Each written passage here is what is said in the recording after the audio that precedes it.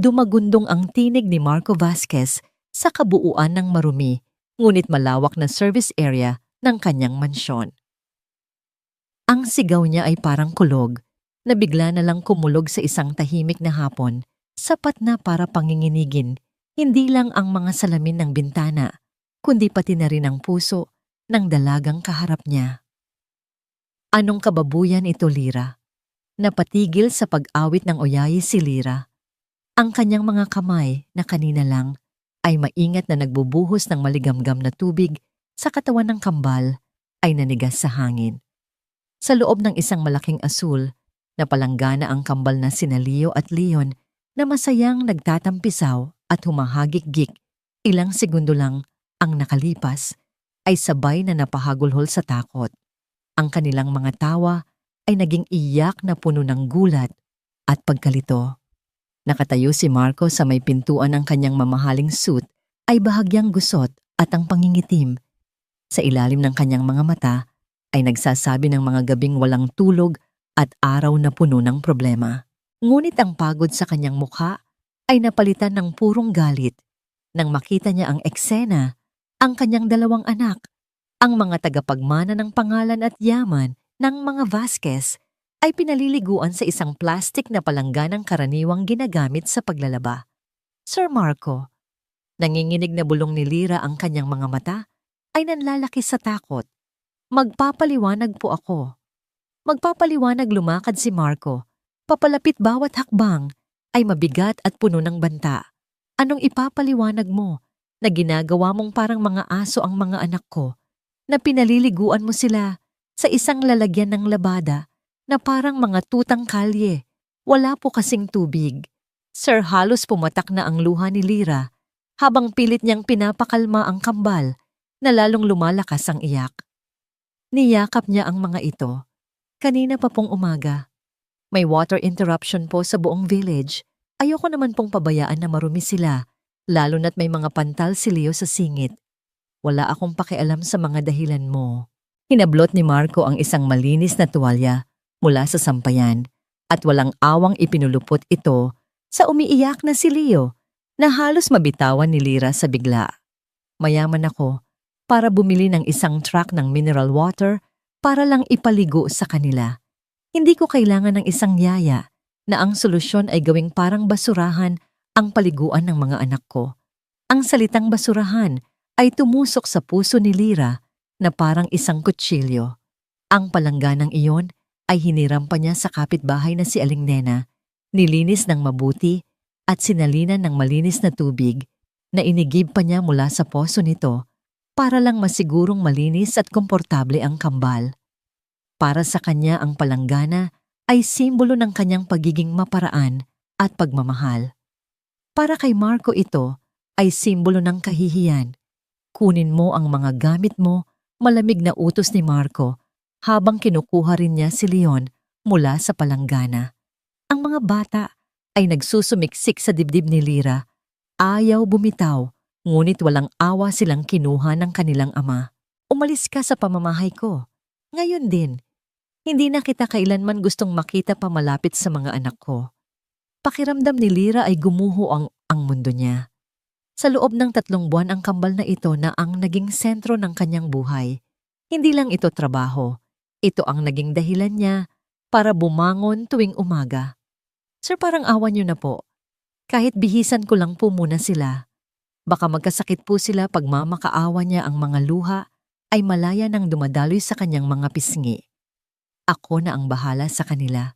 Umalis ka na, sigaw ni Marco bago siya tumalikod at mabilis na pumasok sa loob ng mansyon, dala-dala ang 2 sanggol na humahagulgol at tumatawag sa pangalan ni Lyra. Yaya. Ya. Lyra. Naiwan si Lyrang tulala basang-basa, ang damit nakatingin sa asul na palangganang puno pa ng tubig at mga bula. Dahan-dahan siyang tumayo at tumakbo patungo sa maliit na kwarto niya sa likod bahay. Kinuha niya ang kanyang maliit na tampipi na naglalaman ng iilang piraso ng damit at ang lumang larawan ng kanyang pamilya sa Batangas. Habang pinupulot niya ang bawat piraso ng kanyang dignidad Bumalik sa isip ni Lyra ang araw na una siyang tumapak sa bahay na yon. 3 buwan na ang nakalipas. Isang bahay na tila sinalakay ng isang buhawi. Ganoon ang impresyon ni Lyra nang una siyang pumasok sa mansyon ng mga Vasquez. Mga laruan na nagkalat sa sahig ng salabote ng gatas na may amoy panis na sa ibabaw ng mamahaling mesa at higit sa lahat ang nakabibinging iyak ng kambal na tila walang katapusan. Naku sir, pasensya na. Para pong sinapian ng 2 batang yan, bungad sa kanya ng mayordomang si Manang Celia, isang babaeng nasa mga 50 anyos na may permanenteng kunot sa noo. Mula nang iwan ng senyora, wala nang nagawa kaming tama para sa kanila. Si Marco noon ay mukhang 1 taong malapit ng sumuko. Ang buhok niya ay magulo, ang damit ay lukot at ang mukha ay puno ng desperasyon. Kailangan ko ng tulong. Kahit sinong makapagpatahan lang sa kanila, halos pakiusap na, sabi niya. Hindi nagsalita si Lyra. Dahan-dahan siyang lumapit sa duyan kung saan sabay na umiiyak ang kambal. Pinagmasdan niya sila. Mapupula ang kanilang mga mukha, pawis na pawis at halatang hindi komportable. Kinuha niya muna si Leon, ang mas maliit sa 2. Napansin niyang medyo matigas ang tiyan nito at bahagyang kinakabag. Manang Celia, maaari po bang makahingi ng ilang dahon ng yerba buena? Mahinahon niyang tanong. Nagtatakang sumunod si Manang Celia. Maingat na dinikdik ni Lyra ang mga dahon sa kanyang palad hanggang sa lumabas ang katas nito at marahang ipinahid sa tiyan ni Leon, paikot-ikot habang humuhuni ng isang lumang awitin mula sa kanyang lola. Ilang sandali lang huminto sa pag-iyak si Leon.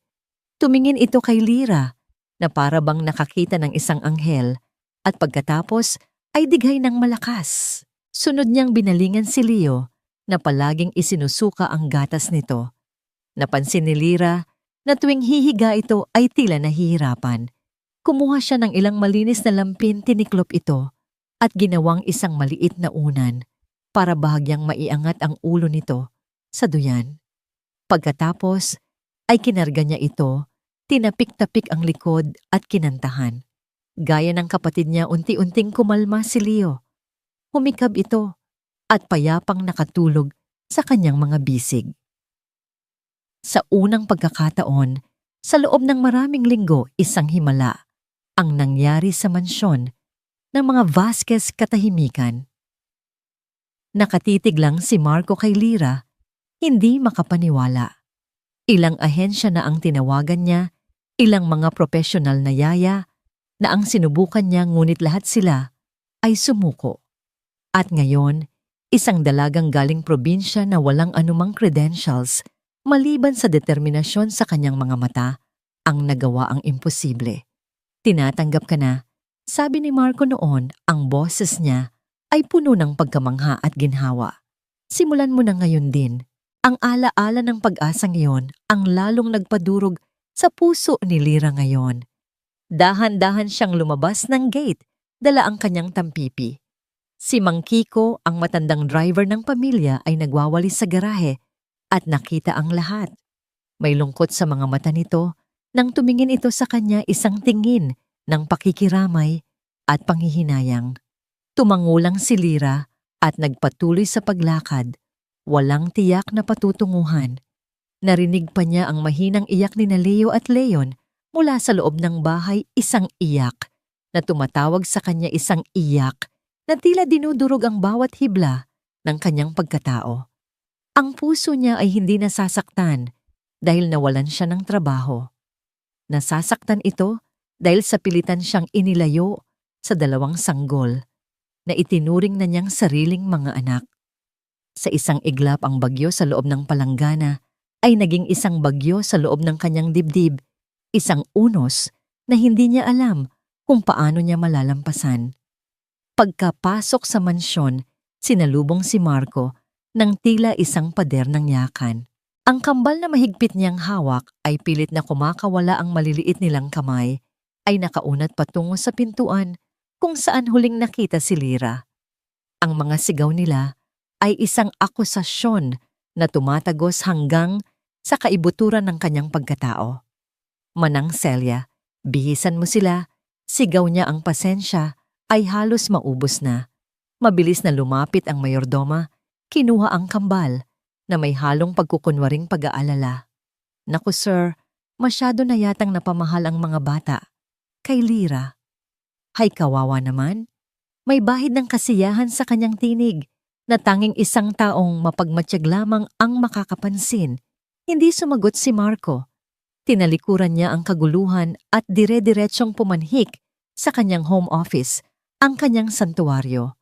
Pero ngayon, kahit ang lugar na ito ay parang isang kulungan na gawa sa presyur at kabiguan. Ang opisina ay testamento sa tagumpay ng kanyang ama, si Don Ricardo Vasquez. Nakasabit sa pader ang mga parangal para sa Vasquez Furnishings, isang kumpanyang kilala sa paglikha ng mga dekalidad at eleganteng muebles na iniluluwas pa sa ibang bansa. Nandoon ang isang malaking litrato ni Don Ricardo, nakangiti katabi ang unang piraso ng silyang inukit nito na siyang nagpasimula ng kanilang imperyo. Umupo si Marco sa malaking silyang yari sa narana trono ng kanyang ama. Sa ibabaw ng mesa ay nakatambak ang mga folder na may markang overdue accounts at canceled orders. Ang pamana ng kanyang ama ay unti-unting gumuho sa kanyang mga kamay. Kinuha niya ang kanyang telepono at tinawagan ang kanilang main supplier ng kahoy. Renato, I need you to extend our credit line for another 30 days, sabi niya. Pilit pinapakalma ang sarili. Narinig niya ang pagbuntong hininga sa kabilang linya. Marco, pasensya na. Alam mong malaki ang respeto ko sa papa mo, pero 3 buwan na kayong delayed. May pamilya rin akong pinapakain. Kung hindi ninyo mababayaran ang huling delivery, hindi na ako makakapagpadala ng bago. Damn it, Renato. We've been doing business for 20 years. 20 years with your father, Marco, mahinahon, ngunit matatag na sagot ni Renato. Magkaiba kayo. Magaling si Don Ricardo sa negosyo pero mas magaling siyang makisama sa tao. Alam niya kung paano alagaan ang mga koneksyon niya. Pagkababa ng telepono, ibinato ni Marco ang sarili sa likod ng upuan at napapikit ng mariin. Ang mga salita ni Renato ay parang mga dagang kumakain sa kanyang utak. Mas magaling siyang makisama sa tao. Naalala niya ang laging sinasabi ng kanyang ama-anak, ang negosyo natin ay hindi lang tungkol sa kahoy at pera. Tungkol ito sa tiwala. Ang bawat piraso ng muebles na ginagawa natin ay may pirma ng ating pangalan ng ating dangal. Ganoon din dapat ang pakikitungo mo sa bawat tao, mula sa pinakamayamang kliyente hanggang sa pinakasimpleng karpintero.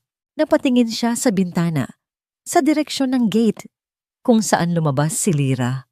Ang imahe ng dalaga, umiiyak. Habang yakap ang munti nitong tampipi, ay biglang lumitaw sa kanyang isipan.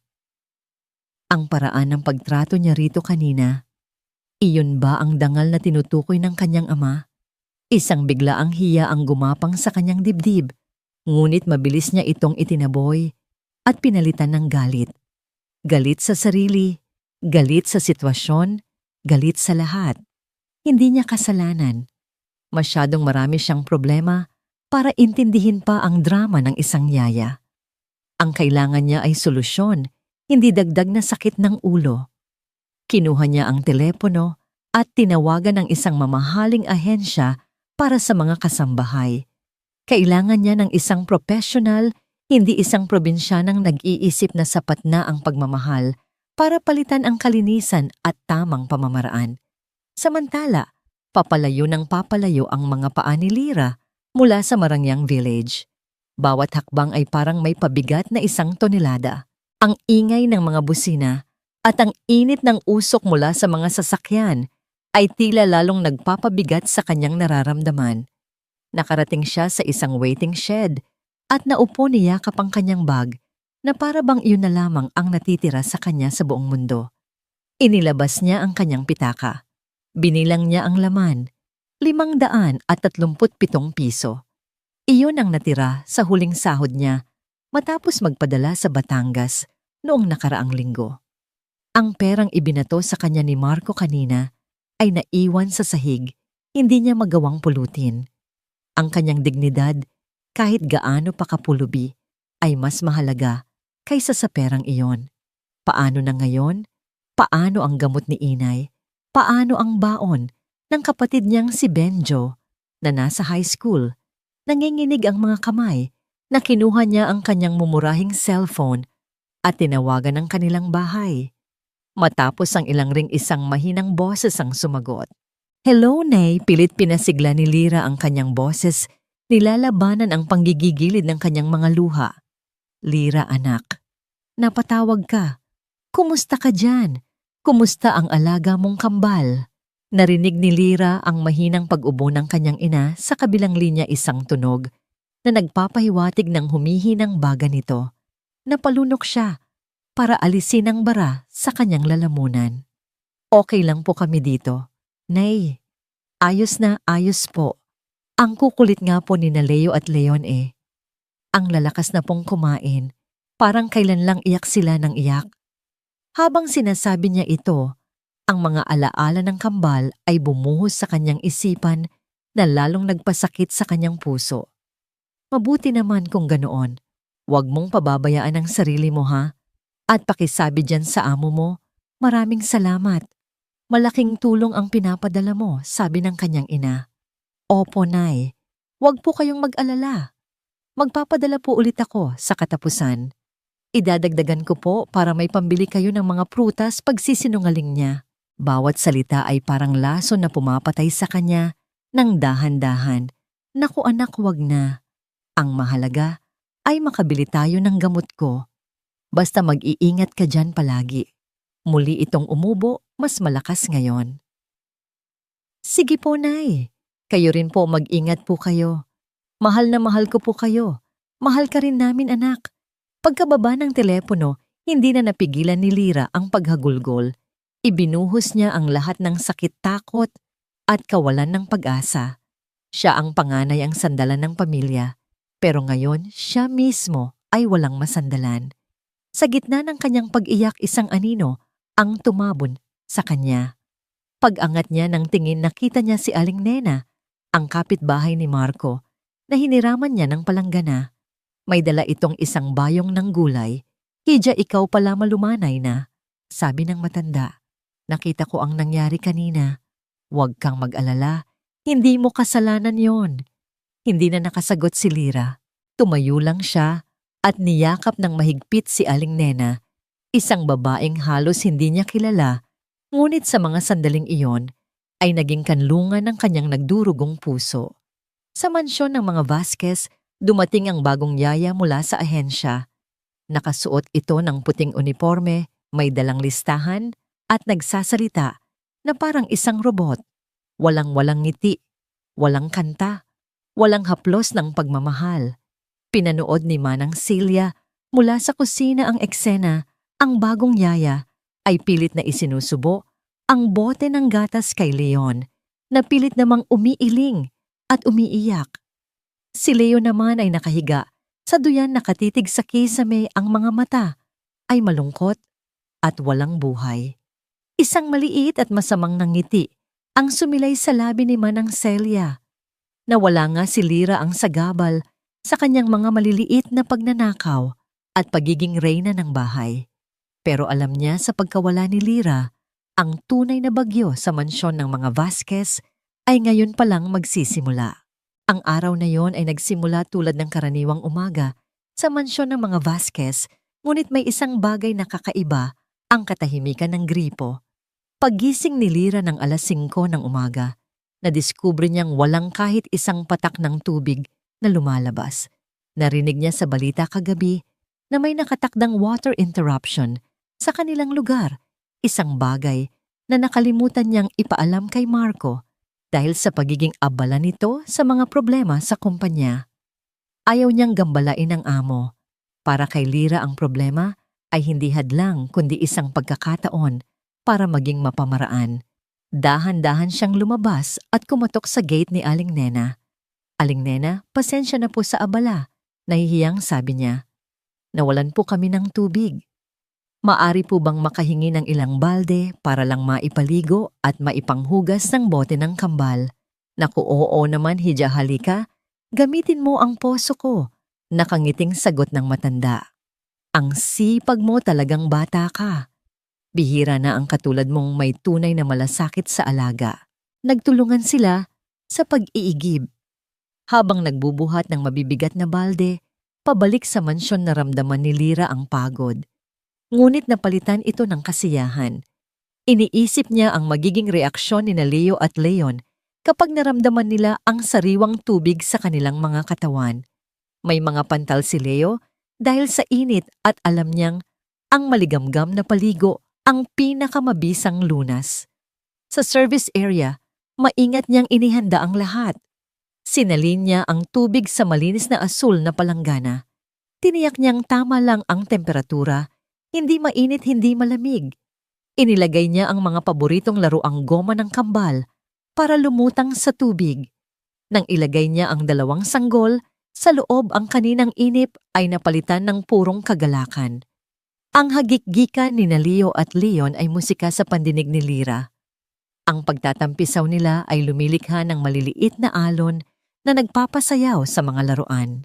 Habang binubuhusan niya ng tubig ang kanilang maliliit na likod, kinakantahan niya sila ng uyayi na itinuro ng kanyang lola. Sa sandaling iyon, hindi siya isang yaya at hindi sila mga alaga. Sila ay isang ina at ang kanyang mga anak, nagbabahagi ng isang simpleng sandali ng kaligayahan. Isang kaligayahan na brutal na winakasan ng pagdating ni Marco. Galing si Marco sa isang impyernong pulong. Isang kliyenteng matagal na nilang kasosyo ang tuluyan ng bumitaw. "Your quality has dropped," Marco sabi nito. "This is not the Vasquez brand I knew." Ang mga salitang yon ay umuugong pa rin sa kanyang tainga, isang dagdag na insulto sa kanyang wasak ng kumpiyansa. Umuwi siyang dala-dala, ang bigat ng buong mundo sa kanyang balikat. Pagpasok niya sa bahay, hinanap niya ang kambal, umaasang ang kanilang presensya ay kahit paano'y makapagpapagaan ng kanyang loob. Narinig niya ang kanilang halakhak mula sa likod bahay. Sumunod siya sa tunog, ngunit ang inaasahan niyang makitang magandang tanawin ay naging isang bangungot sa kanyang paningin. Doon sa sahig na semento ng service area, sa gitna ng mga balde at lumang sapatos, naroon ang kanyang mga anak, nakababad sa isang plastik na palanggana. Ang eksena ay sumigaw ng isang bagay na kinamumuhian niya kahirapan. Ito ang imahe ng buhay na pilit niyang tinatakasan ng anino ng nakaraan na ayaw niyang balikan at ang patunay ng kanyang kasalukuyang kabiguan. At ang galit na naipon niya mula sa pulong, mula sa mga problema sa kumpanya, mula sa pag-abandona ng kanyang asawa, lahat ay sumabog at natutok sa nag-iisang taong nasa harapan niya. Anong kababuyan ito, Lyra? Nagsimula ang sigawan. Ang bawat salita ni Lyra na nagpapaliwanag ay parang langis na lalong nagpalaki sa apoy ng kanyang galit. Hindi niya narinig ang tungkol sa water interruption o sa pantal ni Leo. Ang narinig lang niya ay mga dahilan, mga palusot. "Sir, para lang po talaga ito sa kanila." Halos magmakaawa si Lyra habang pilit na pinoprotektahan ng kambal mula sa nakakatakot na presensya ng kanilang ama. Para sa kanila o para ipakita sa akin kung gaano kakawalang kwenta lumapit si Marco, ang mukha'y isang maskara ng pagkasuklam. Hinablot niya ang isang tuwalya at walang pakundangang kinuha si Leo. Yaya humagulhulang bata, ang maliliit na braso ay pilit na inaabot si Lyra. "Huwag kang lumapit sa kanya," sigaw ni Marco kay Leo, na para bang ang bata ay may sapat na pangunawa. Kinuha niya rin si Leon na ngayon ay nanginginig sa takot sa kanyang mga bisig. "Sir, maawa po kayo. Maawa, ikaw ang dapat maawa sa sarili mo." Dumukot si Marco sa kanyang bulsa at kinuha ang kanyang wallet. Naglabas siya ng ilang libong piso, kinuyumos ito at ibinato sa mukha ni Lyra. Ang mga papel na pera ay tumama sa kanyang basang pisngi bago nahulog at lumutang sa tubig ng palanggana. Ang sakit ng sampal ay walang-wala kumpara sa sakit ng kahihiyan. Naramdaman ni Lyra na parang pinatay ang kanyang kaluluwa sa harap ng dalawang batang mahal na mahal niya. Bayad yan para sa serbisyo mo, sabi ni Marco. Ang boses ay puno ng lason. Kunin mo yan at maglaho ka na sa paningin ko. Kut koyday, dung bawyo deto'y taymat ko gan kontoy nua. Tinalikuran siya ni Marco, dala-dala. Ang kambal na ang iyak ay unti-unting humihina habang papalayo. Naiwan si Lira, nakatayo sa gitna ng gulo. Ang hangin ay napuno ng amoy ng sabon ng sanggol at ng laso ng masasakit na salita. Nakatingin siya sa mga perang papel na basang-basa, lumulutang sa tabi ng isang dilaw na laruang pato. Ang bawat piraso ng pera ay parang isang piraso ng kanyang nawasak na dignidad. Dahan-dahan siyang tumalikod. Hindi niya pinulot ang pera. May mga bagay na hindi kayang bilhin at may mga bagay na kapag nawala ay hindi na maibabalik pa. Habang naglalakad siya papalabas ng gate, nakita siya ni Mang Kiko na noon ay nag-aayos ng mga halaman sa hardin. Nakita ng matanda ang pamumula sa kanyang pisngi at ang walang katapusang agos ng luha sa kanyang mga mata. Walang salitang namutawi sa bibig ni Mang Kiko, ngunit ang kanyang mga mata ay puno ng awa at pag-unawa. Tumango ito isang tahimik na pagkilala sa sakit na dinadala niya. Sa kabilang bakod, nagdidilig din ng halaman si Aling Nena. Narinig niya ang sigawan. Nakita niya ang lahat. Ang puso niya ay kumirot para sa dalaga. Si Lira ay nagpatuloy sa paglakad, papalayo sa tanging lugar na naging tahanan niya sa loob ng 3 buwan. Ang bawat hakbang ay isang paghihiwalay, hindi lang sa trabaho, kundi sa isang pamilyang nagsimula ng mabuo sa kanyang puso. Ang mga salita ni Marco ay humihiwa pa rin mas malalim at mas masakit kaysa sa anumang pisikal na sugat. At alam niya ang mga sugat na yon ay mag-iiwan ng peklat na habang buhay niyang dadalhin. Ang mansyon ng mga Vasquez na minsang naging tahanan ng himig at halakhak ay naging isang kaharian ng kaguluhan. Ang katahimikang ipinagdasal ni Marco ay dumating sa anyo ng isang nakabibinging tensyon na pinuputol lamang ng walang tigil na pag-iyak ng kambal. Dumating si Gangatod de Gracia ang yayang ipinadala ng pinakamahal na ahensya sa Maynila.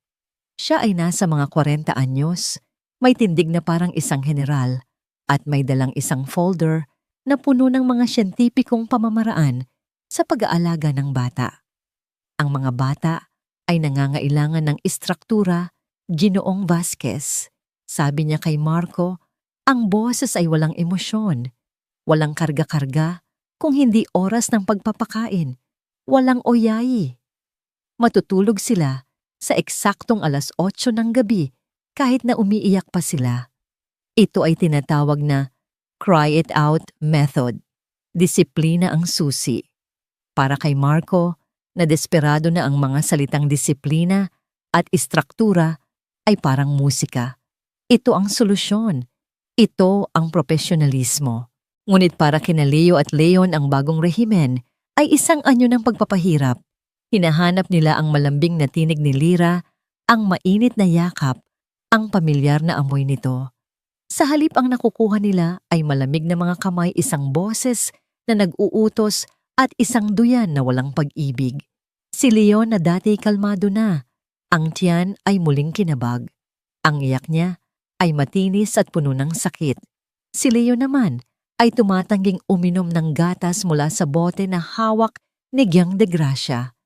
Itinutulak niya ito palayo ang muka, ay naliligo sa luha at gatas. May problema yata sa pag-uugali ang mga batang ito, si reklamo ni Gyang de Gracia kay Marco pagkatapos ng 2 araw. Hindi sila normal. Marahil ay kailangan silang dalhin sa isang child psychologist. Ang salitang hindi normal ay nagpaninga sa galit ni Marco. Pinalayas niya si Gyang de Gracia. Ang bahay ay muling naiwan sa mga kamay ni Manang Celia na palihim na nagagalak sa bawat pagkabigo. Sinabi ko na nga ba, sir, na sobrahan sa konsinti ni Lira ang mga... Yan sabi niya habang pinupunasan ang isang mamahaling plorera. Hinahanap-hanap tuloy ang maling pag-aalaga. Sa kabilang dako ng lungsod sa isang maliit, ngunit malinis na apartment sa likod ng isang tahimik na kalye, natagpuan ni Lira ang isang pansamantalang kanlungan. Ang tahanan ni Aling Nena ay simple lang isang sala na nagsisilbi ring kainan, isang maliit na kusina at 2 kwarto. Ngunit ang bawat sulok nito ay puno ng init at kabaitan. "Dito ka muna, Hija," sabi ni Aling Nena habang inihahain ang isang mangkok ng mainit na sopas. "Huwag mong isipin ang bayad. Ang mahalaga ay may matutuluyan ka." "Naku, Aling Nena, nakakahiya po. Sobra-sobra na po ang tulong ninyo," sabi ni Lira. Ang mga mata ay namamaga pa rin sa kaiiyak. "Ano ka ba? Ang tulong hindi sinusumbat," ngumiti ang matanda. "Saka sa totoo lang, ako ang dapat magpasalamat sa'yo." Hindi naintindihan ni Lira ang sinabi nito hanggang sa bumukas ang pinto ng isang kwarto at lumabas ang 3 bata na tila mga usa na maingat na sumisilip. Isang batang lalaki na mga 6 na taong gulang, isang mas maliit na lalaki na siguro'y 4 at isang paslit na babae na halot 2 taon pa lang. Sila ang mga apo ko sa pamangkin malungkot na paliwanag ni Aling Nena. Naulila noong nakaraang taon. Aksidente sa bus. Ako na lang ang natira sa kanila. Pansamantala, nasa pangangalaga ko sila habang inaayos ng DSUD ang mga papeles nila. Ang mga bata si Juan Pablo, ang panganay, si Bernardo ang makulit, at si Maria Fernanda ang bunso ay mahiyain at laging may lungkot sa kanilang mga mata. Nang gabing iyon hindi mapakali si Lira, rinig niya ang mahinang pag-ubo ni Maria Fernanda mula sa kabilang kwarto. Ang tunog na yon ay pamilyar, isang tunog na gumigising sa kanyang maternal instinct. Dahan-dahan siyang bumangon. Kumuha siya ng Vicks VapoRub mula sa maliit na first aid kit ni Aling Nena at pumasok sa kwarto. Maingat niyang ipinahid ito sa dibdib at likod ng natutulog na bata. Kumuha rin siya ng isang maliit na unan para bahagyang iangat ang ulo nito. Kinabukasan si Aling Nena ay nagulat nang makita ang pagbabago. "Aba, himala. Hindi umubo si Nene kagabi," sabi niya. Mula sa araw na yon, unti-unting nabuhos ang atensyon ni Lira sa 3 bata. Tinuruan niya si Juan Pablo na magsulat ng kanyang pangalan. Kinantahan niya si Bernardo para mapakalma ang pagiging malikot nito. Pinapakain niya si Maria Fernanda ng may pasensya. Isang hapon, habang naglalaro sila sa maliit na bakuran, nakita ni Lira ang asul na palangganang hiniram niya noon. Nakatago ito sa isang sulok. Kinuha niya ito, nilinis at nilagyan ng tubig. "Sinong gustong maglaro ng bangka?" masayang tanong niya. Ang 3 bata na dati laging tahimik ay biglang nagkaroon ng sigla. Nagunahan sila sa paglalagay ng mga dahon at maliliit na bato sa palanggana. Nagpapanggap na mga barko ito. Ang kanilang mga halakhak ay umalingaw-ngaw sa maliit na bakuran. Pinanood sila ni Aling Nena. Mula sa bintana, ang mga mata ay naluluha sa pasasalamat. Si Lira, na dumating na, wasak ang puso, ay hindi lang nakahanap ng kanlungan. Siya mismo ang naging kanlungan para sa 3 batang ulila na uhaw sa pagmamahal. Sa mga sandaling iyon, habang pinagmamasdan ng kagalakan ng 3 bata, pansamantalang nakalimutan ni Lira ang sarili niyang sakit. Ngunit tuwing sasapit ang gabi, sa katahimikan ng kanyang higaan, bumabalik ang lahat. Ang mga alaala ni Leo at Leon, ang kanilang amoy, ang kanilang ngiti, ang kanilang yak, ay bumabalik para tanungin siya, "Nasaan ka na, Yaya Lira?" At sa bawat gabi, tahimik siyang umiiyak, nagdarasal, na sana, kahit nasaan man sila, ay nasa mabuti silang kalagayan. Hindi niya alam na sa kabilang bahagi ng lungsod, sa isang marangyang kulungan ng kalungkutan, ang kambal ay nagdarasal din ng parehong bagay sa paraang alam lang nila, sa pamamagitan ng luhang walang katapusan. Ang sumunod na linggo sa mansyon ng mga Vasquez ay isang paikot-ikot na palabas ng kabiguan. Dalawa pang yaya mula sa iba't ibang ahensya ang dumating at umalis na parang mga multo. Ang una, isang dalagang mas bata pa kay Lyra, ay mas maraming oras ang ginugol sa pagse-selfie kasama ang kambal para i-post sa kanyang social media kaysa sa aktwal na pag-aalaga. Umalis ito matapos masigawan ni Marco nang mahuli niya itong pinapainom ng malamig na gatas si Leo, diretso mula sa ref. Ang pangalawa ay isang mas matandang babae na may rekomendasyon mula sa isang kilalang pamilya. Mabait siya, ngunit mabagal at malilimutin. Ilang beses niyang naiwan na basang-basa ang lampin ng kambal na nagresulta sa mas malalang pamumula at pantal sa kanilang balat. Ang bahay ay amoy gatas na maasim at ihi. Sa bawat pagpalit ng yaya, lalong lumalala ang kalagayan ni Leo at Leon. Pumayat sila ng husto. Ang dati mamula-mula nilang mga pisngi ay namutla. Ang kanilang mga mata na dati puno ng kislap ay naging malungkot at laging tila naghahanap. Ang yak nila ay hindi na malakas at puno ng buhay. Ito'y naging isang mahinang nguy-ngoy, isang tunog ng pagsuko. Isang gabi hindi na natiis ni Marco ang tunog na iyon. Pumasok siya sa nursery. Nakita niya ang kambal na nakahiga sa kanilang mga kuna gising nakatitig lang sa kawalan. Walang luha, walang imik. Para silang dalawang manikang nawalan ng buhay. Ang eksenang yon ay mas masakit pa kaysa sa pinakamalakas nilang pag-iyak. Kinabukasan na roon, si Mang Kiko sa garahe pinupunasan ng itim na Mercedes-Benz na minana pa ni Marco sa kanyang ama. Ilang araw na niyang pinagmamasdan ang unti-unting pagguho ng lahat sa loob ng bahay. Narinig niya ang bawat iyak, nakita niya ang bawat yayang pumasok at lumabas. Ang kanyang puso, na matagal nang tapat sa pamilya Vasquez, ay hindi na makatiis. Nang makita niyang bumaba si Marco bihis na para pumasok sa opisina, nilapitan niya ito. Ang kanyang mga kamay ay nanginginig bahagya, hindi dahil sa katandaan, kundi dahil sa bigat ng kanyang sasabihin. Sir Marco, magalang ngunit matatag niyang sabi. Ano iyon, Mang Kiko? Nagmamadali ako, sagot ni Marco. Hindi man lang ito tinitingnan habang inaayos ang kanyang kurbata. Tungkol po sa kambal, pagpapatuloy ng matanda. Hindi niya hinintay ang permiso ng amo. Hindi po sila okay, sir.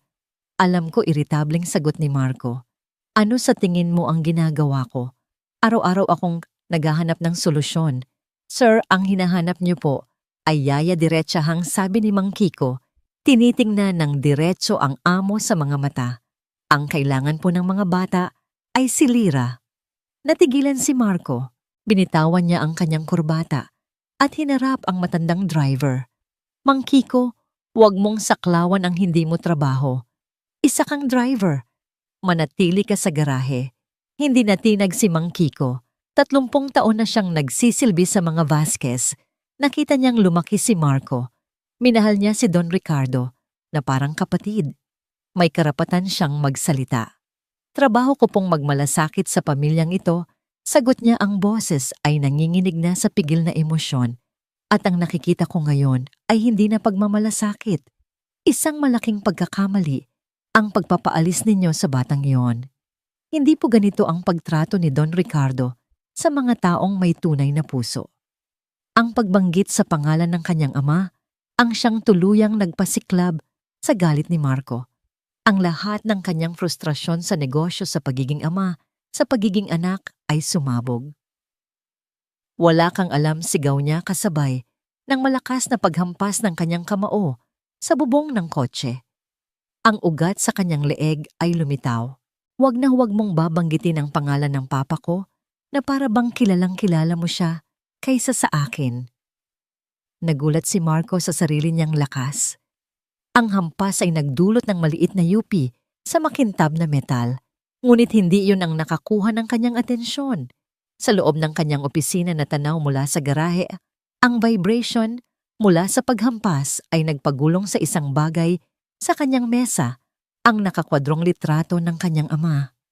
Nahulog ito sa sahig na may malakas na tunog ng nababasag na salamin.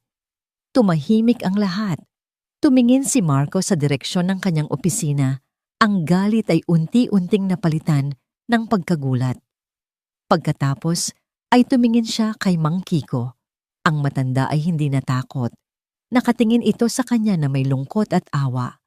Pagkatapos ay tumingin ito sa nabasag na larawan sa sahig ng opisina.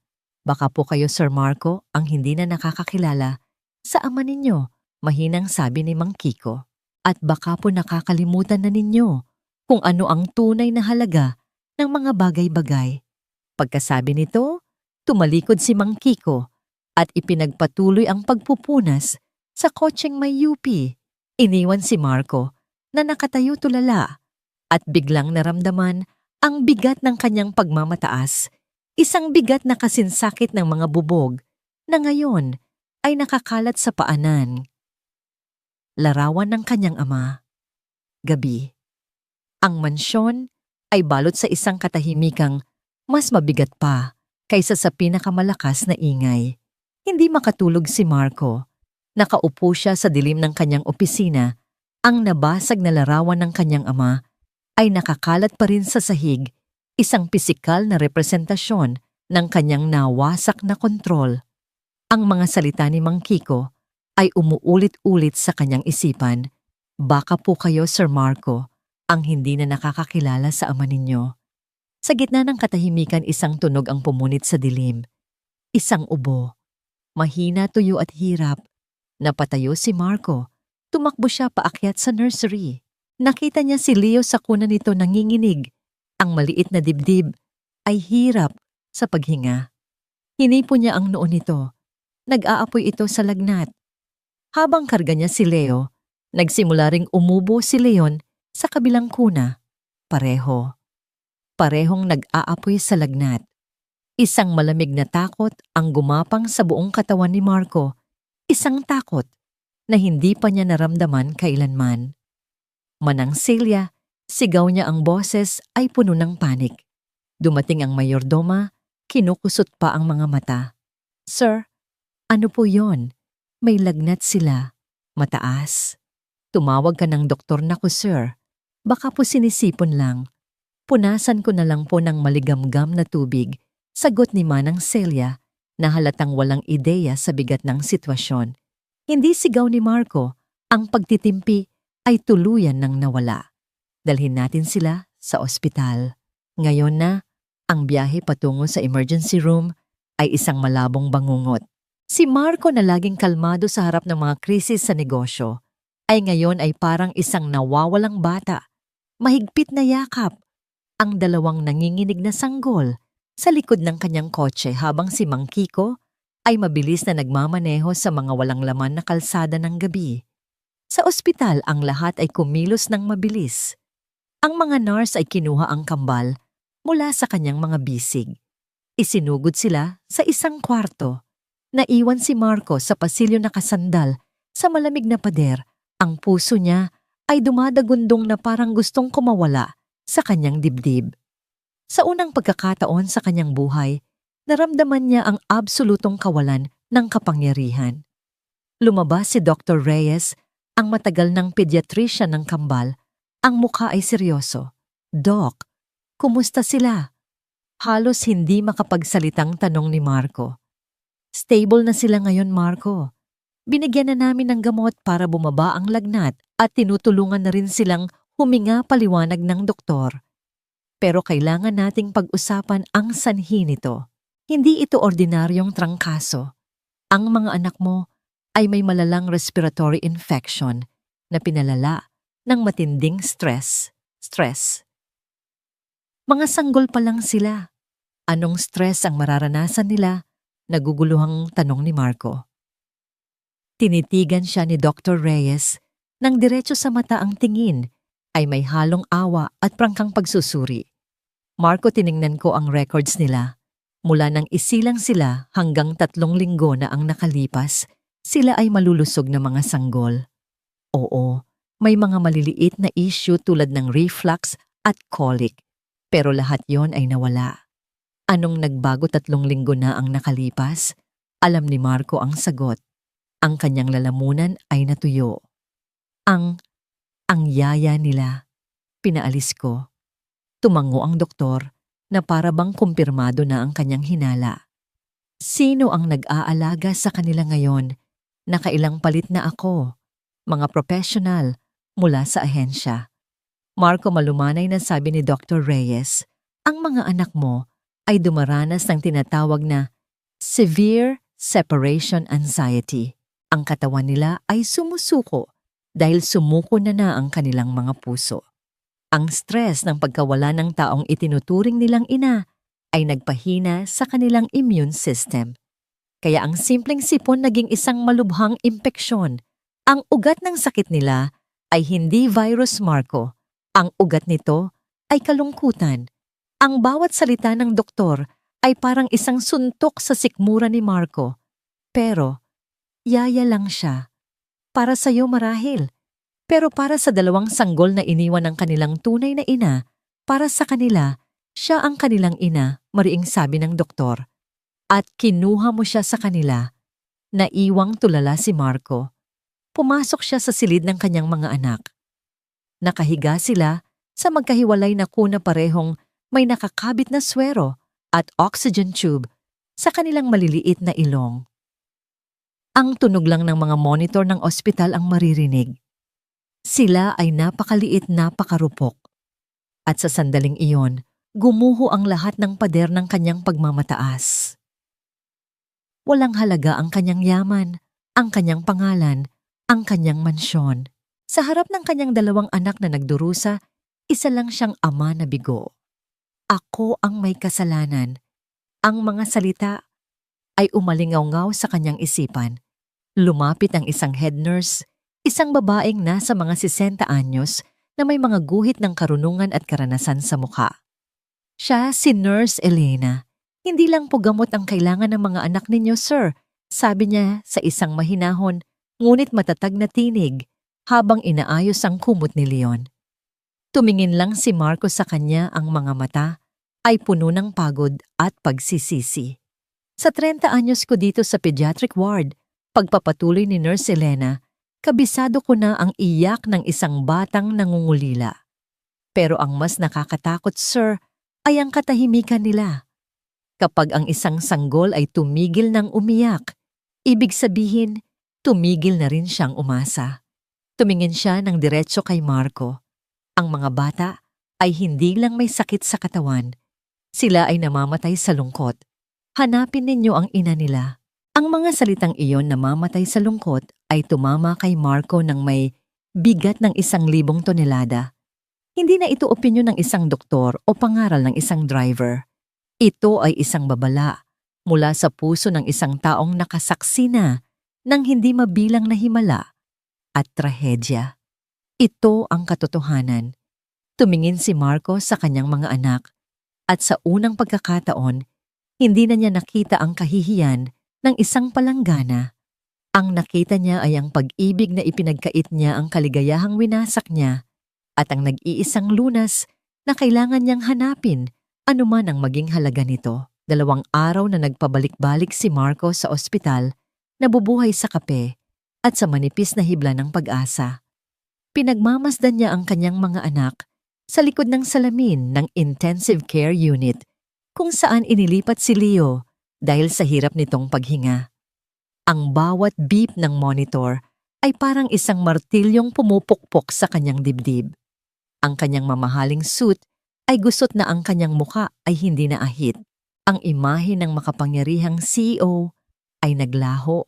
Ang natira ay isang amang pagod at puno ng takot. Sa 3 araw, habang nakaupo sa malamig na sahig ng pasilyo, nilapitan siya ni Mang Kiko, may dalang isang supot ng mainit na pandesal at isang baso ng kape. Sir Marco, kumain po muna kayo, alok ng matanda. Tumingin si Marco sa tapat na driver. Ang mga mata nito ay hindi nang huhusga, kundi puno ng pag-aalala. Sa taong yun na minsang minata niya, nakita ni Marco ang isang pader na maaari niyang sandalan. Mang Kiko, basag ang kanyang boses, kailangan ko po ng tulong ninyo. Ang paggamit ng po ay nagpatigil kay Mang Kiko. Ito ang unang pagkakataon na narinig niya ang salitang yon mula kay Marco na may kasamang tunay na paggalang at pangangailangan. Ano po yun? Sir, hanapin natin si Lyra. Sabi ni Marco, ang bawat salita ay mabigat sa pagsisisi. Hindi ko alam kung saan siya hahanapin. Pero kailangan siya ng mga anak ko. Kailangan ko siya. Tumango si Mang Kiko. Alam niya, nasa bahay po siya ni Aling Nena, ang kapitbahay sa kanto. Nakita ko po siyang pumasok doon noong umalis siya. Isang sinag ng pag-asa ang sumilay sa puso ni Marco. Dalhin mo ako doon.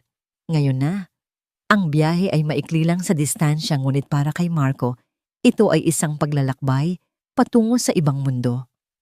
Habang ang kanyang mamahaling kotse ay maingat na dumadaan sa makikitid na eskinita ng barangay, nakita niya ang isang buhay na simple at payak.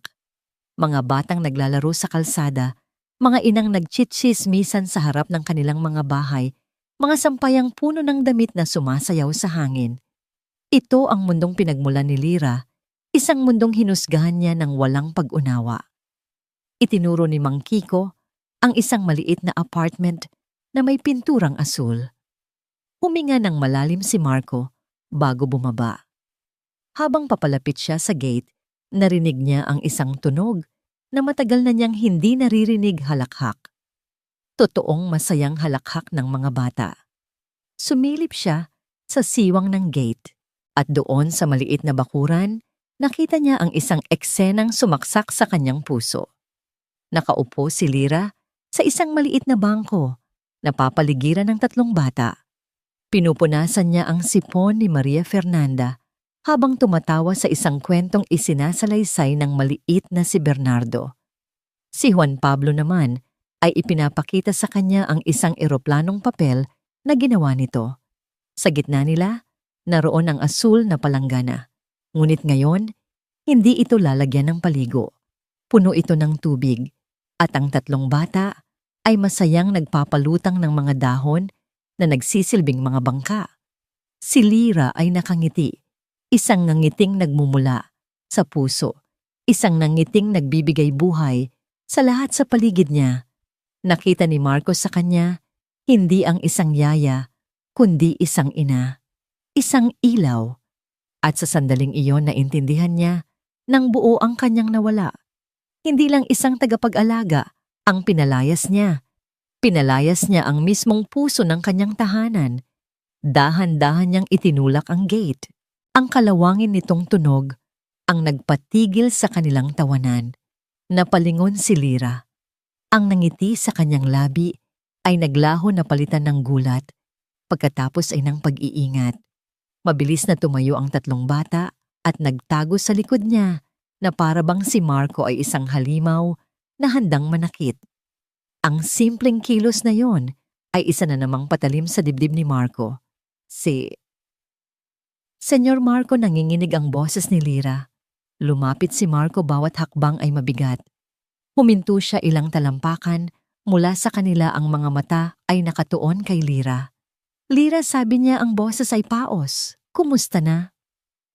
Kumusta na po sila, tanong niya ang pag-aalala. Para sa kambal ay mas malakas pa kaysa sa sarili niyang sakit. Nasa ospital sila, sagot ni Marco, at nakita niya ang panlalaki ng mga mata ni Lyra at ang pagputla ng kanyang mga labi. Si Leo ay nasa ICU. Sabi ng doktor, may sakit sila dahil sa lungkot. Hindi napigilan ni Lyra ang isang hikbi. Tinakpan niya ang kanyang bibig. Ang mga mata ay napuno ng luha. Ang balitang yun ang pinakamatinding kinatatakutan niya. Lyra, nandito ako dahil kailangan kong humingi ng tawad. Pagpapatuloy ni Marco ang boses ay tuluyan ng nabasag. Ang pagmamataas na minsan ay bumalot sa kanya ay parang isang balat na unti-unting natutuklap. Naging isa akong gago. Isang walang kwentang ama. Isang taong nabulag sa pera at sa tingin ng ibang tao. Pinakinggan ko ang pride ko, hindi ang puso ng mga anak ko. Pinakawalan ko ang pinakamahalagang bagay sa buhay nila. Pinakawalan kita. Lumuhod si Marco sa lupa sa harap ni Lyra at ng 3 batang ulila. Ang mamahalin niyang pantalon ay narumihan sa lupa, ngunit wala na siyang pakialam. Parang awa mo na, Lira, pagmamakaawa niya ang mga luha ay malaya nang dumadaloy sa kanyang mga pisngi. Patawarin mo ako. At bumalik ka na, please. Nagmamakaawa ako sa'yo. Hindi para sa akin kundi para kina Leo at Leon. Namamatay sila, Lira. At ikaw lang ang makakapagligtas sa kanila. Nakatitig lang si Lira, hindi makapagsalita. Ang puso niya ay nagdurugo para sa kambal, ngunit nakatingin din siya sa 3 batang mahigpit na nakakapit sa kanyang palda. Sila rin kailangan siya. Paano? Paano po sila, mahinang tanong ni Lira? Itinuturo ang 3 bata sa likod niya. Tumingin si Marco sa kanila. At sa mga mata ng mga batang iyon, nakita niya ang parehong pangangailangan na nakita niya sa mga mata ng sarili niyang mga anak. Sila rin, sabi ni Marco, ang boses ay puno ng bagong determinasyon. Kung babalik ka, Lira, ipinapangako ko hindi mo sila pababayaan. Hahanapan ko kayo ng isang bahay na malapit sa amin.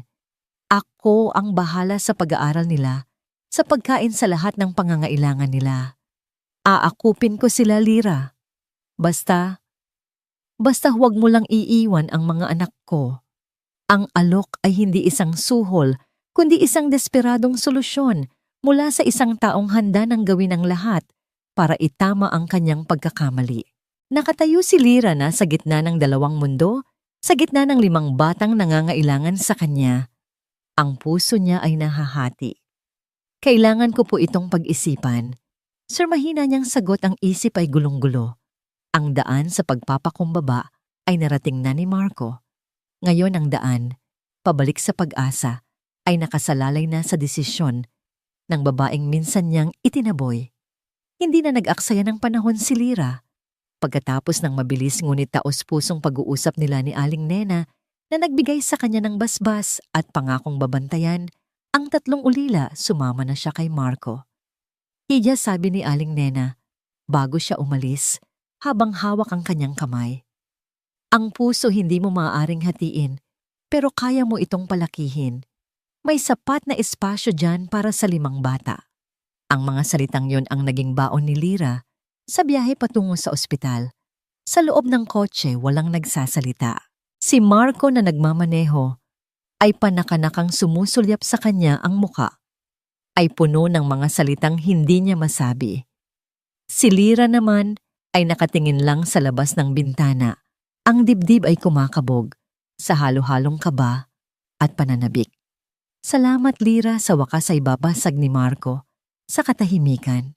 Para po sa mga bata, mabilis niyang tugon, isang paalala sa sarili at sa lalaking katabi na ang tanging dahilan niya ay ang kambal. Pagdating sa ospital, sinalubong sila ni Dr. Reyes at Nurse Elena. Ang kanilang mga mukha ay pagod, ngunit bahagyang gumaan nang makita si Lira. Mabutit na parito ka, sabi ni Dr. Reyes. Hindi maganda ang umaga nila. Ayaw pa rin kumain at halos hindi na gumagalaw. Dinala nila si Lira sa silid. Sa likod ng salamin nakita niya sina Leo at Leon. Ang puso niya ay tila piniga. Mas payat sila kaysa sa huli niyang pagkikita, ang kanilang balat ay mas maputla. Nakakabit sa kanila ang mga tubo at wire. Ang dati masiglang mga sanggol ay tila mga aninong nakahiga sa puting kama. Subukan mong pumasok, sabi ni Nurse Elena. Binuksan ang pinto. Dahan-dahang humakbang si Lira papasok. Ang bawat hakbang ay mabigat. Ang amoy ng ospital ay nakakasulasok, ngunit hindi niya ito ininda. Ang kanyang buong atensyon ay nasa 2 kuna. Una niyang nilapitan si Leon. Nakapikit ito, ngunit ang paghinga ay mababaw. Hinaplos ni Lira ang maliit nitong kamay. Leon, anak. Bulong niya, ang boses ay nanginginig at puno ng luha. Nandito na si Yaya, nandito na si Lira. Sa pagkarinig ng kanyang boses, isang bagay ang nagbago. Ang mga pilik mata ni Leon ay bahagyang gumalaw. Isang maliit na tunog ang lumabas sa bibig nito, isang nguy-ngoy ng pagkilala. Sunod niyang nilapitan si Leo. Mas malubha ang kalagayan nito. Nakadilat ang mga mata, ngunit walang nakikita Nakatitig lang sa kawalan. Hinaplos ni Lyra ang noo nito at marahang inalis ang ilang hibla ng buhok. Nagsimula siyang humuni ang luma at pamilyar na oyayi na laging nagpapatulog sa kanila. Matulog ka na, bunso. Ang ina mo'y wala pa. Sa unang nota ng kanta, ang titig ni Leo ay nagbago. Dahan-dahan itong lumingon sa direksyon ng tunog. Ang kanyang mga mata na kanina'y walang buhay ay unti-unting nagkaroon ng kislap. Nakita niya si Lyra at pagkatapos isang himala ang naganap.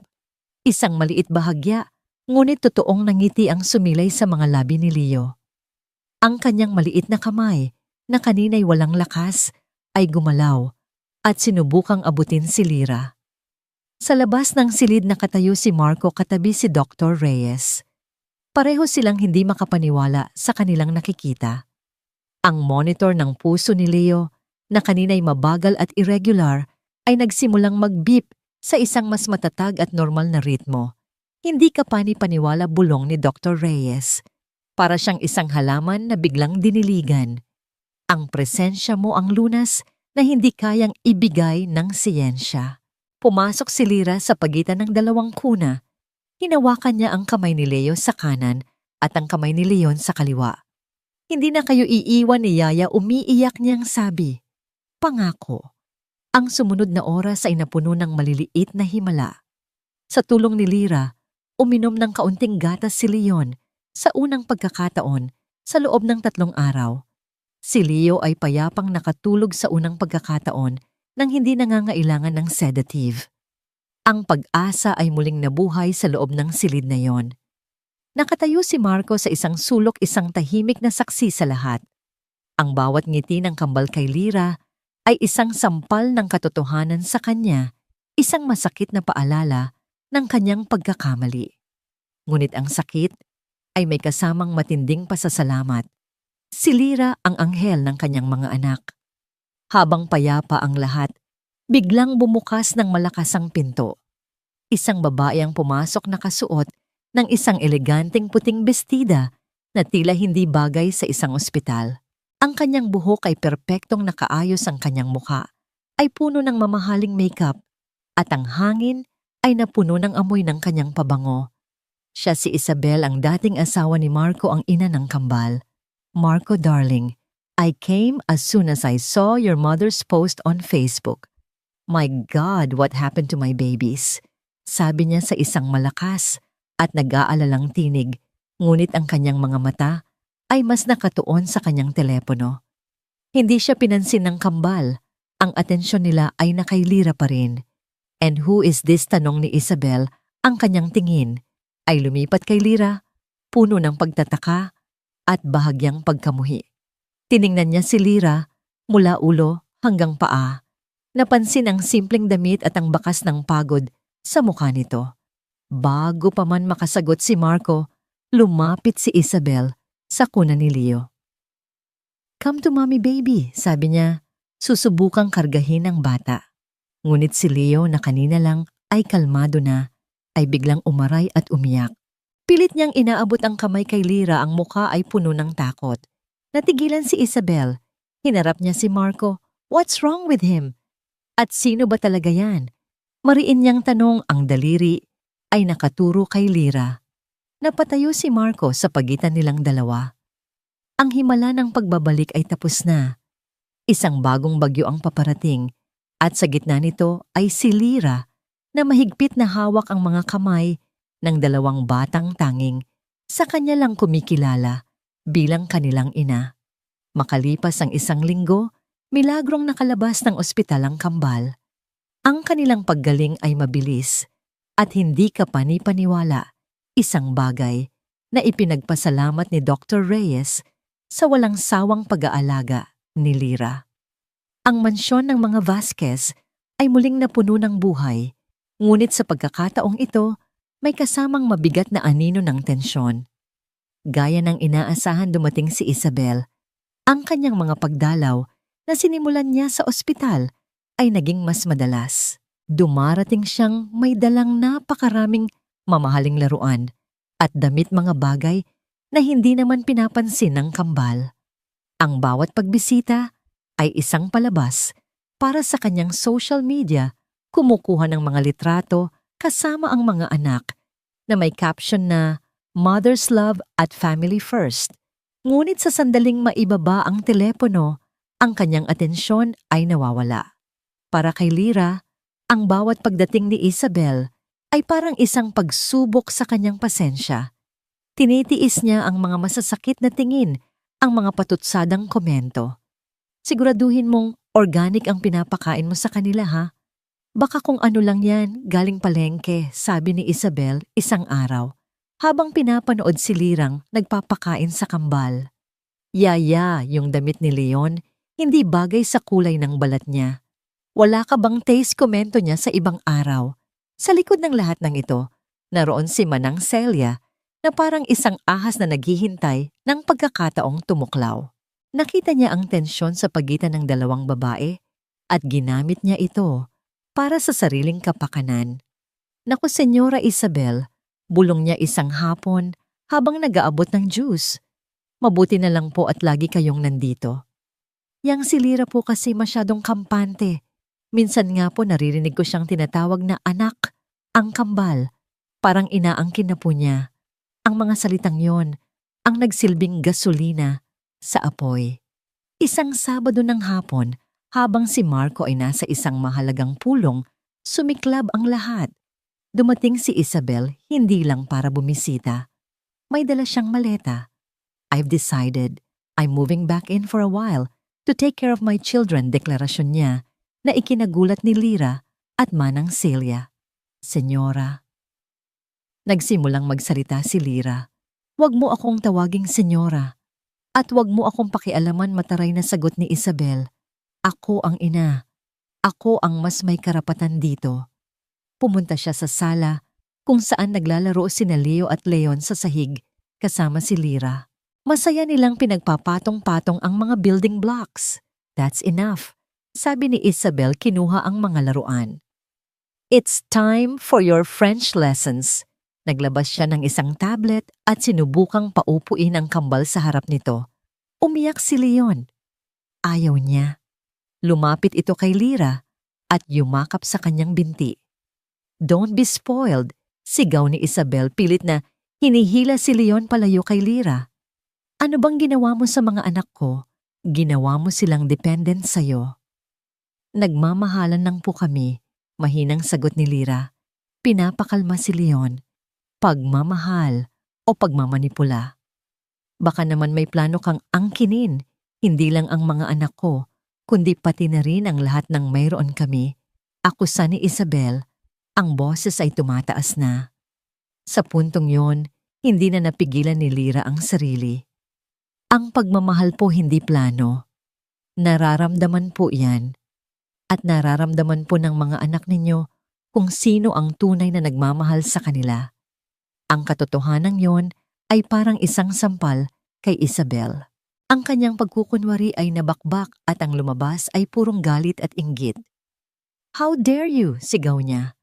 Mabilis niyang hinablot si Leon mula sa pagkakayakap nito kay Lyra. Umiyak ng malakas ang bata, nanginginig sa takot. Bitawan niyo po siya. Nasasaktan po siya pakiusap ni Lyra. Sinusubukang bawiin ang bata. Huwag mo siyang hawakan. Anak ko siya. Sa gitna ng kanilang paghahatakan, sa sobrang galit at frustrasyon, isang bagay ang ginawa ni Isabel na nagpatigil sa buong mundo. Itinaas niya ang kanyang kamay at sinampal ng malakas si Lyra. Pak! Ang tunog ay umalingaw-ngaw sa buong sala. Natigilan si Lyra, hindi sa sakit kundi sa gulat. Si Leon ay lalong humagulgol. Kahit si Leon na tahimik lang sa isang sulok, ay nagsimulang umiyak. Tama na yan. Isang malakas na boses ang pumuno sa silid. Si Marco. Nakatayo siya sa may pintuan, ang muka ay madilim sa galit. Nakita niya ang lahat. Ang pulang marka ng kamay sa pisngi ni Lyra, ang takot sa mukha ng kanyang mga anak. Mabilis siyang lumapit at kinuha si Leon mula kay Isabel. Agad niyang ibinigay ito kay Lyra na siyang agad na yumakap sa bata at pinatahan. Marco, darling, this woman. Nagsimulang magpaliwanag si Isabel. Nakita ko ang lahat, Isabel, putol ni Marco. Ang boses ay malamig na parang yelo. Nakita ko kung paano mo sinaktan ng mga anak ko at ang babaeng nagligtas sa kanila. Humarap siya kay Isabel. Sinabi mo na ikaw ang ina. Ang isang ina, hindi sinasaktan ang kanyang mga anak. Ang isang ina alam kung ano ang nagpapasaya sa kanila. Ang isang ina, hindi sila iniiwan. At higit sa lahat, dagdag ni Marco, ang tingin ay matalim ang ina ng mga anak ko ay nandito na. At hindi ikaw yon. Bawat salita ay parang isang punyal sa puso ni Isabel. At ikaw manang Celia, baling ni Marco sa mayordoma na tahimik na nanonood sa isang sulok. Akala mo ba hindi ko alam ang mga ginagawa mo? Sa pagkakataon yon, lumapit si Mang Kiko. May dalang isang maliit na sobre. Sir Marco, ito na po yung mga resibo mula sa pawn shop. Binuksan ni Marco ang sobre at inilabas ang ilang papel. Ang mga alahas na nawala sa kwarto ni Isabel. Ang mamahaling relo na nalaglag ko raw. Lahat nakapangalan sa'yo. Ibinato niya ang mga resibo sa paanan ni Manang Celia. Umalis ka. Ngayon din. Namutla si Manang Celia at walang imik na tumakbo palabas. Hinarap muli ni Marco si Isabel. Kunin mo ang mga gamit mo at umalis ka na. Bibigyan kita ng sustento para sa mga bata, pero ang karapatan mong maging ina nila, matagal mo nang isinuko. Naiwang tulala si Isabel talunan. Tiningnan niya ang kambal na ngayon ay payapang nakakapit kay Lira, na para bang si Lira ang kanilang kuta laban sa lahat ng panganib. Sa wakas, naintindihan niya. Natalo siya hindi dahil sa pera o kapangyarihan, kundi dahil sa isang bagay na hindi niya kailanman naibigay, ang tunay at walang kondisyong pagmamahal. Walang salitang lumabas sa bibig, tumalikod si Isabel at tahimik na umalis dala-dala ang bigat ng kanyang pagkatalo. Nang mawala na siya, ang natira sa sala ay sina Marco, Lira at ang dalawang bata. Tumingin si Marco kay Lira sa pulang marka sa pisngi nito. Puno ng pagsisisi, dahan-dahan niyang inabot ang kanyang kamay at marahang hinaplos ito. Patawarin mo ako, Lira, bulong niya. Dahil sa akin, nasaktan ka na naman. Umiling si Lira, ang mga mata ay naluluha ngunit matatag. Okay lang po ako, sir. Ang mahalaga, okay na po sila. Sa sandaling iyon, sa gitna ng katahimikan pagkatapos ng bagyo, isang bagong pag-unawa ang nabuo sa pagitan nila. Hindi na sila amo at yaya. Sila ay 2 taong pinag-isa ng pagmamahal para sa 2 batang nagturo sa kanila kung ano ang tunay na kahulugan ng pamilya. Ang pag-alis ni Isabel at Manang Celia ay nag-iwan ng isang kakaibang katahimikan sa mansyon. Ito ay hindi ang katahimikang puno ng tensyon, kundi isang katahimikang malinis na para bang isang bahay na nilinis pagkatapos ng isang malakas na bagyo. Nagkaroon ng espasyo para sa paghinga, para sa paghilom. Nang gabing iyon, matapos mapatulog ang kambal na payapang-payapa sa kanilang mga kuna, nagkita sina Marco at Lira sa sala. Nagtimpla si Lira ng 2 tasa ng mainit na tsaa at inilapag sa mesa. Umupo ka, Lira, sabi ni Marco. Ang boses ay malumanay. Hindi ka na lang yaya dito. Bahagi ka na ng pamilyang ito. Naupo si Lira, bahagyang nahihiya pa rin sa bagong antas ng kanilang relasyon. Mahaba ang katahimikan sa pagitan nila, hindi dahil sa pagkailang, kundi dahil sa dami ng mga bagay na kailangang sabihin, ngunit hindi alam kung paano sisimulan. Yung pangako ko sa'yo, basag ni Marco sa katahimikan. Tutuparin ko. Kinabukasan totoo, sa kanyang salita, personal na inasikaso ni Marco ang lahat. Naghahanap siya ng isang maliit, ngunit maayos na bahay na may 3 kwarto. 2 kanto lang ang layo mula sa kanyang mansyon. Mayroon itong maliit na hardin sa harapan at sapat na espasyo sa likod bahay para paglaruan ng mga bata. Sinamahan niya si Lira na sunduin, sina Juan Pablo, Bernardo, Maria Fernanda at si Aling Nena. Ang tuwa sa mukha ng mga bata nang makita nila ang kanilang bagong tahanan ay hindi mabibili ng anumang salapi. May sarili kaming kwarto, sigaw ni Bernardo habang tumatakbo papasok. Tita Lira, may puno ng mangga sa likod, masayang balita ni Juan Pablo. Niyakap ni Aling Nena si Marco, ang mga mata ay puno ng luha ng pasasalamat. Iho, hindi ko alam kung paano kita pasasalamatan. Ang Panginoon na ang bahalang magbalik sa iyo ng kabutihan. Huwag po kayong magpasalamat sa akin.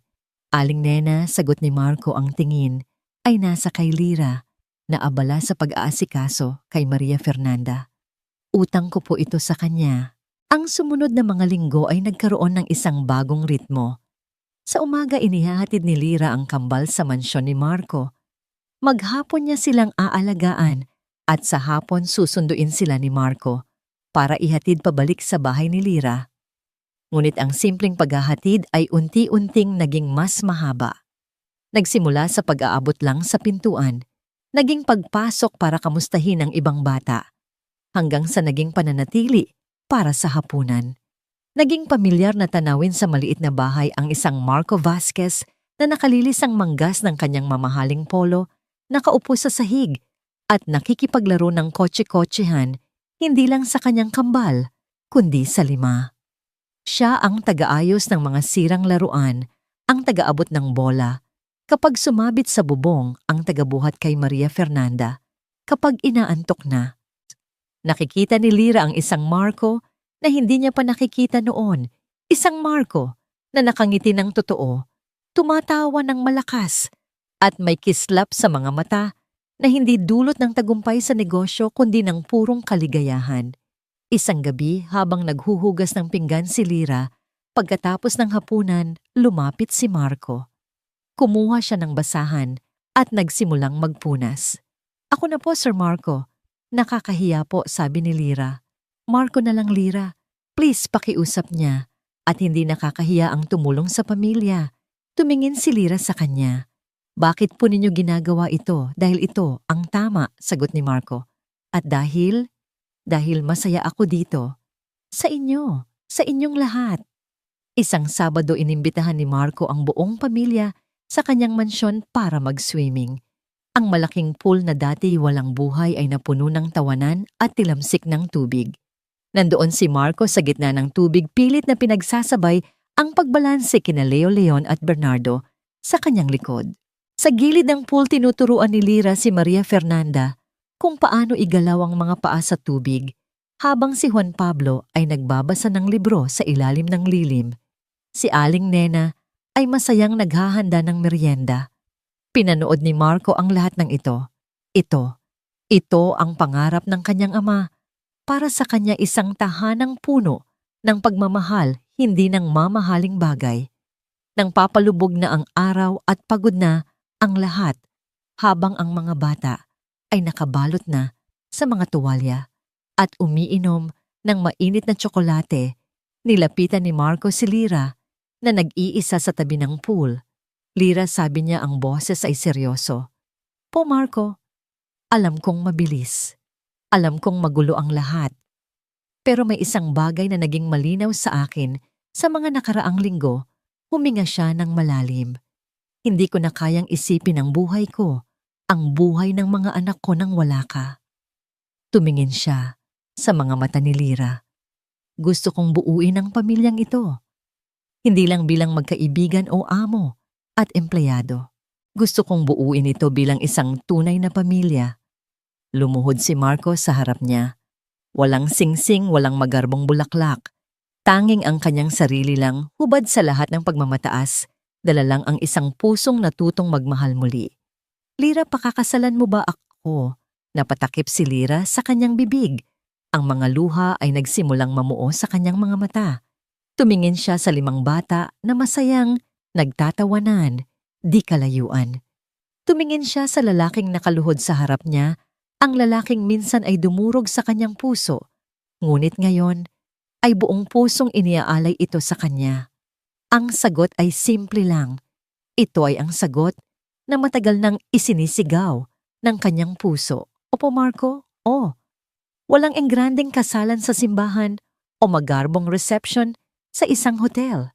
Sa halip ang kasal ni na Marco at Lyra ay ginanap sa mismong lugar kung saan nabuo ang kanilang pamilya, sa malawak na hardin ng mansyon ni Marco, isang lugar na dati simbolo ng yaman, ngunit ngayon ay naging simbolo ng pagmamahalan.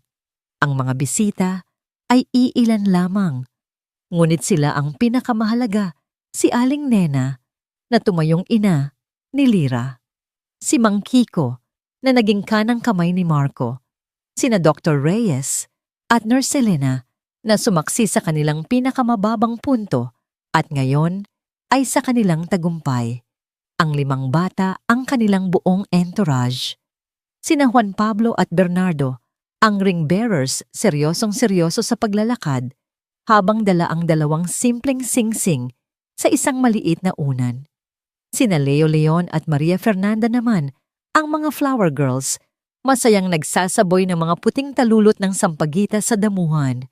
Si Lyra ay nakasuot ng isang simpleng puting bestida na tinahian ng borda ng sampagita, sa laylayan isang gawang kamay ni Aling Nena. Walang magarbong alahas, tanging isang kwintas na may maliit na krus. Ngunit ang kislap sa kanyang mga mata at ang ngiti sa kanyang labi ay mas maningning pa kaysa sa anumang diamante. Si Marco sa kanyang barong Tagalog ay hindi na ang CEO na puno ng tensyon. Ang kanyang mga balikat ay relax, ang kanyang ngamon ng ngiti ay abot tainga. Habang naglalakad si Lyra, palapit sa kanya isa lang ang nakikita niya, ang kanyang tahanan, ang kanyang kapayapaan.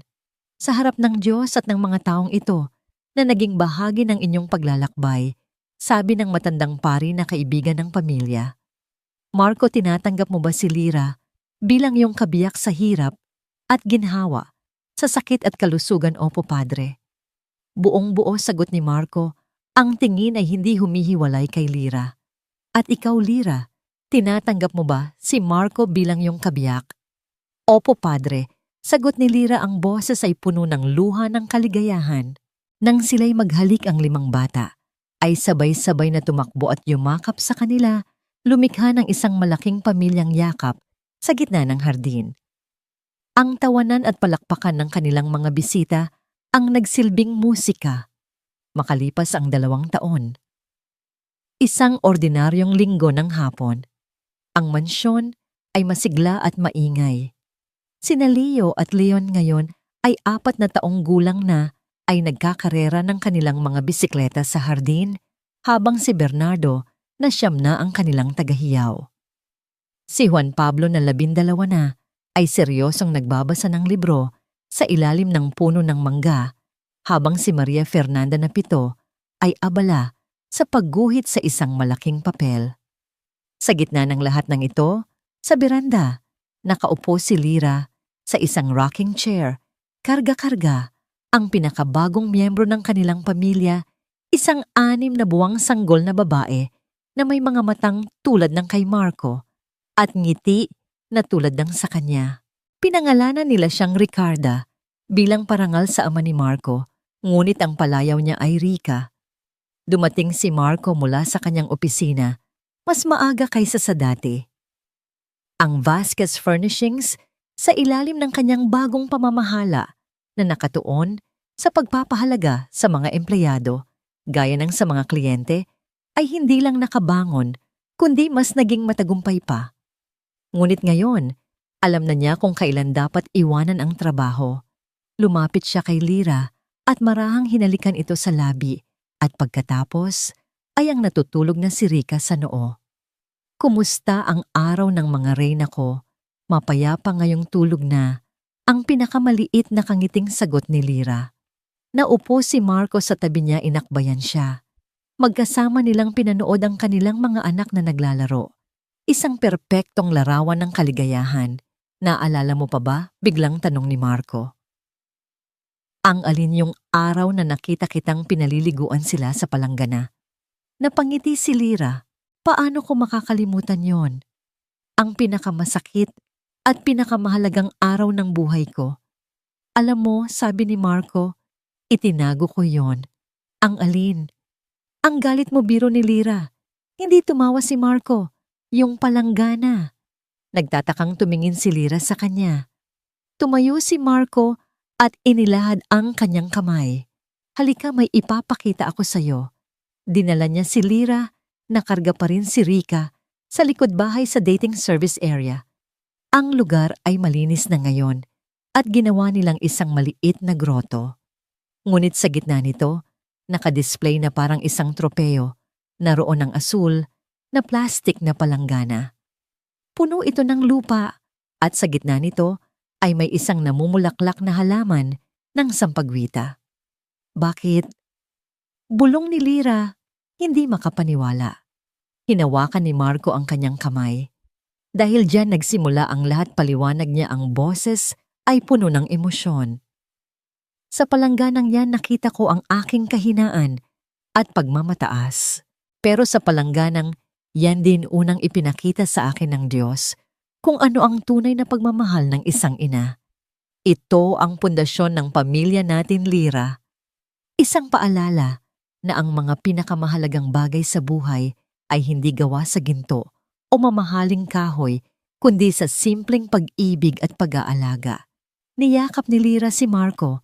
Ang puso ay umaapaw sa pagmamahal. Ang kanilang mga anak ay nagsilapitan, nagtataka kung ano ang tinitingnan ng kanilang mga magulang.